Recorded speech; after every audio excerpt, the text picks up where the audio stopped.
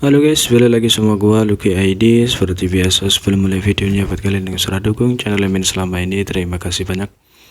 Buat kalian juga yang belum subscribe, silahkan di subscribe karena subscribe itu gratis, tidak bayar. Dan buat kalian juga yang sudah donasi, terima kasih banyak. Semoga dilancarkan rezekinya, amin.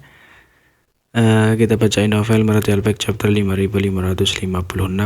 Di sini diceritakan pada saat ini pasukan klan Tinta tercengang. Bunaya telah memerintahkan mereka untuk membunuh ras manusia yang bergas keluar, jadi mereka secara alami mengikuti perintah.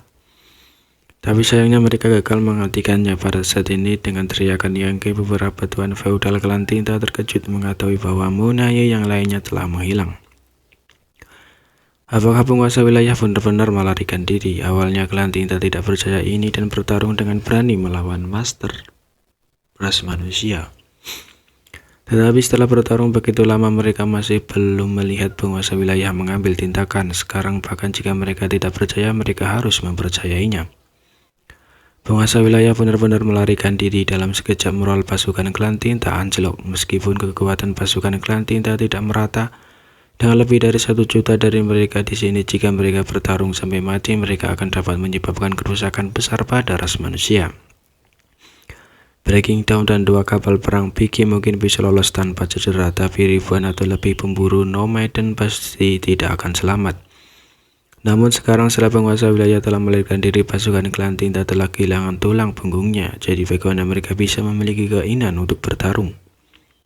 Formasi blokade rusak setelah beberapa tabrakan dengan tuan ras manusia, terutama di mana Yang Kai dan Feng Ying lewat. Master klan Tinta terlepas dari kekuatan mereka, jatuh seperti daun di tengah badai.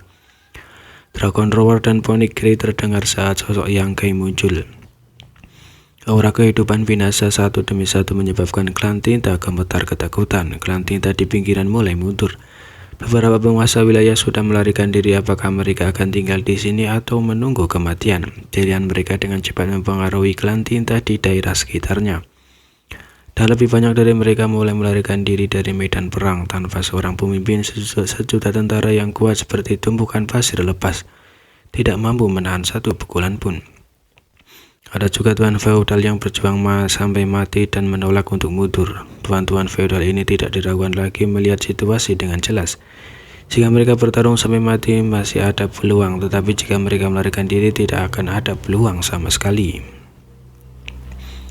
Namun tanpa kecuali para feodal ini akan segera dibunuh. Yang Kai melewati pasukan sejuta master klan Tinta seolah-olah tidak ada yang layak untuk menghentikannya.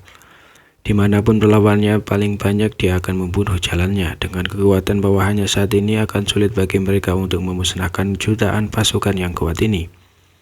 Karena mereka tidak bisa, mereka hanya bisa membuat mereka mundur. Secara bertahap lebih banyak kultivator klan Tinta mulai melarikan diri. Ketika jumlah kultivator klan Tinta yang melarikan diri mencapai batas, moral pasukan klan Tinta runtuh. 3 kapal perang dan pemburu Nomaden menyerbu ke depan, dan kemanapun mereka lewat, klan Tinta menderita banyak korban. Jangan mengejar musuh yang terpojok. Yang berteriak menghentikan pemburu Nomaden dari mengejar musuh. Menerima perintah, semua orang berhenti bergerak dari segala arah. Klan Tinta yang tak terhitung jumlahnya dengan cepat menghilang ke dalam kehampaan. Pertempuran besar berakhir begitu saja. Mayat klan Tinta yang tak terhitung jumlahnya ditinggalkan di medan perang. Diperkirakan sekitar 300.000. Jumlah ini tidak seberapa dibandingkan dengan 1,5 juta tentara klan Tinta yang telah dipindahkan ke sini. Hanya 20%, namun pertempuran ini tidak berlangsung lama, hanya kurang dari 1 jam. Membunuh 300.000 musuh dalam waktu kurang dari 1 jam sungguh mengejutkan. Ras manusia juga menderita kerugian. Banyak pemburu Nomaden mereka telah meninggal dan yang selamat semuanya terluka. Tetapi dibandingkan dengan hasilnya, ini adalah kemenangan besar dan tidak berarti. Tidak mungkin pertempuran seperti itu tidak memakan korban. Tetapi tidak ada yang merasa terlalu sedih jika mereka memilih untuk menjadi pemburu Nomaden. Para master ras manusia ini benar-benar mengabaikan hidup dan mati mereka. Tak satu pun dari mereka yang tahu kapan mereka akan menghadapi bencana seperti itu, sehingga mereka tidak lagi peduli tentang hidup dan mati. Ia adalah pertama kalinya para pemburu menemukan bahwa pertempuran tentara skala besar jauh lebih menyenangkan daripada pertempuran kecil mereka sebelumnya. Alasan utama mereka memilih menjadi pemburu Nomaden adalah karena mereka tidak terbiasa dengan cara tentara bertempur. Kultivator percaya pada kekuatan mereka sendiri.